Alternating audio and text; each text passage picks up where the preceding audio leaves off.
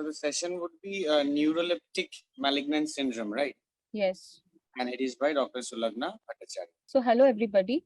Today we'll discuss about neuroleptic malignant syndrome. I'm Dr. Sulagna Bhattacharjee. So neuroleptic malignant syndrome is a life-threatening neurological emergency associated with the use of antipsychotic agents. It presents as a syndrome of altered mental status, rigidity, fever, and dysautonomia, a classical tetrad that may or may not be present always.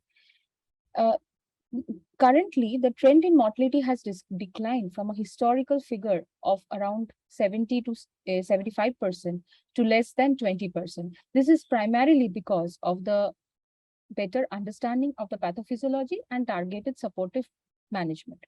The incidence presently among patients taking antipsychotics is overall about 0.2 to 3%. It is more common in young males, but age is not a risk factor.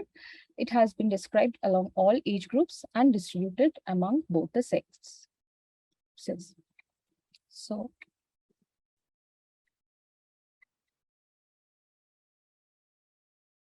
So the medications that are associated with NMS are antipsychotics like chlorpromazine, clozapine, flufenazine, haloperidol, olanzapine, risperidone,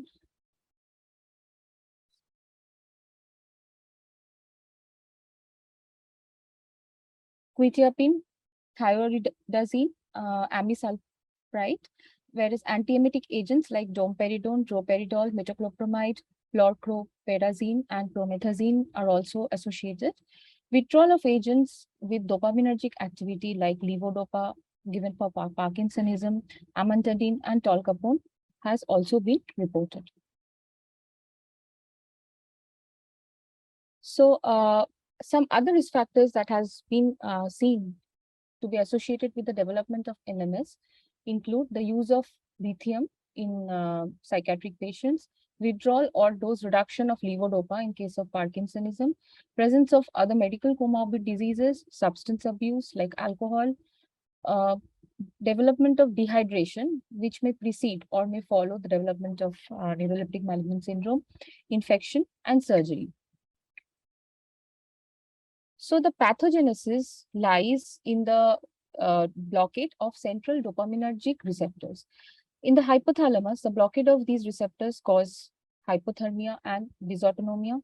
In the nigrostriatal pathways, it leads to motor symptoms like rigidity and tremor. Other neurotransmitters are also involved either directly or indirectly, like epinephrine, serotonin, acetylcholine, and gamma-aminobutyric acid. The other modes of involvement include primary skeletal muscle dysfunction and disruption of the sympathetic system modulation. However, the exact etiopathogenesis is yet to be comprehended.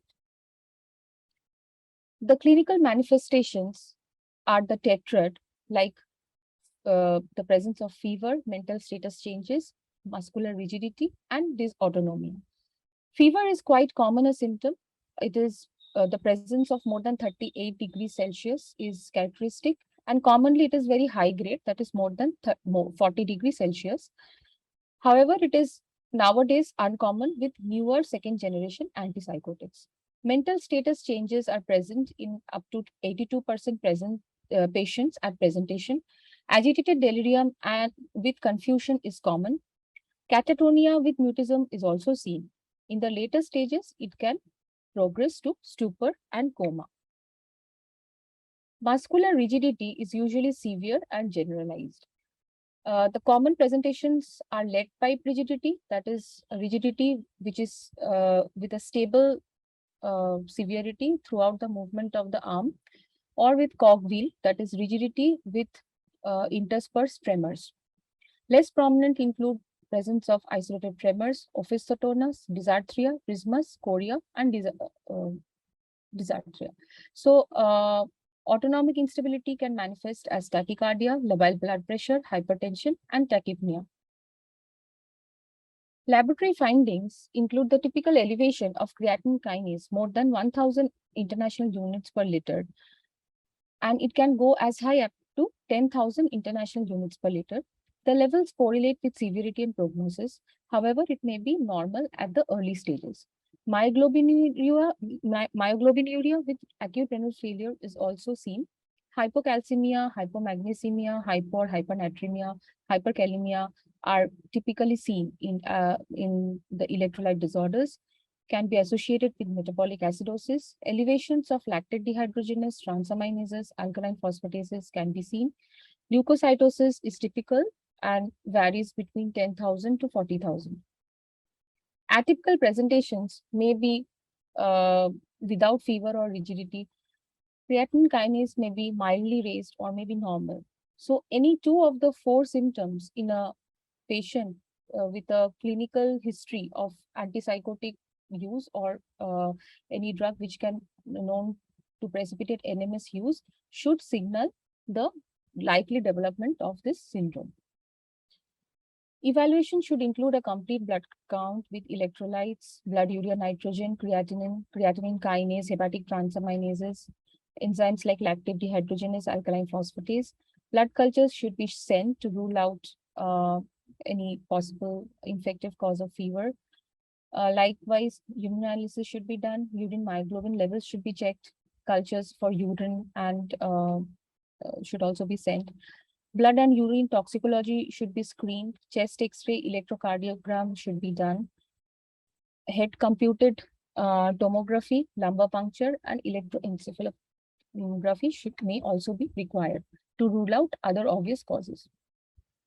The differential diagnoses include serotonin syndrome, malignant hyperthermia, malignant catatonia, anticholinergic overdose or poisoning, acute intoxication with cocaine, ecstasy, or methamphetamines, meningitis, or encephalitis. Complications are frequent and can lead to high mortality. Cardiac arrhythmias are common. It can also precipitate toxicity pointers and can land up into cardiac arrest. Myocardial infarction is also seen. Cardiomyopathy is seen.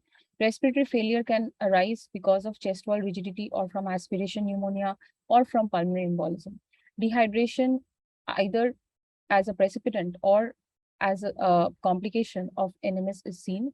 Electrolyte imbalance is quite common, and acute renal failure associated with rhabdomyolysis leading to myoglobinuria is also common. Complications other than these are deep venous thrombophlebitis and thrombosis, thrombocytopenia, disseminated intravascular coagulation, seizures from hyperthermia and metabolic derangements, hepatic failure and sepsis. These are all grave complications and can develop during the course of NMS.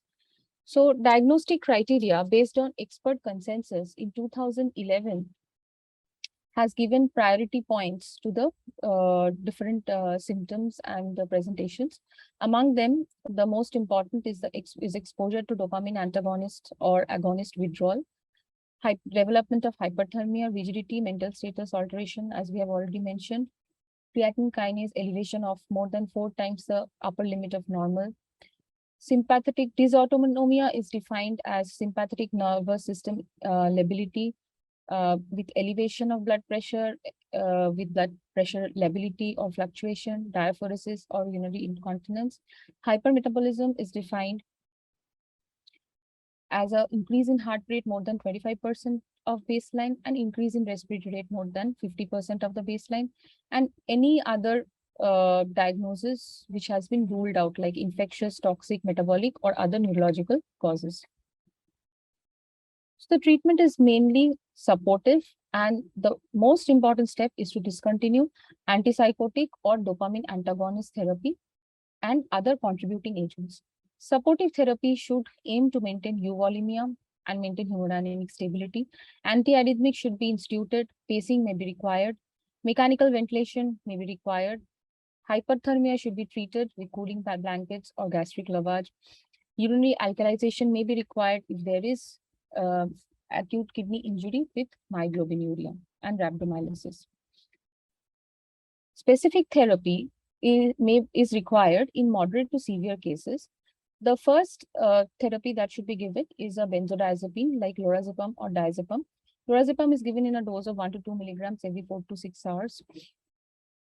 IM or diazepam 10 milligram 8 hourly respectively. This reduces agitation and also produces muscle relaxation by central action.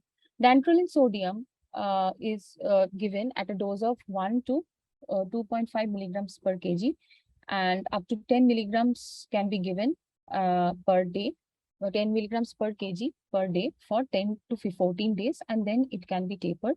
It reduces heat production and rigidity. It also is a hepatotoxic drug. So in presence of elevated transaminases, it should be avoided. Or if there is previous history of liver disease, it should be used with caution.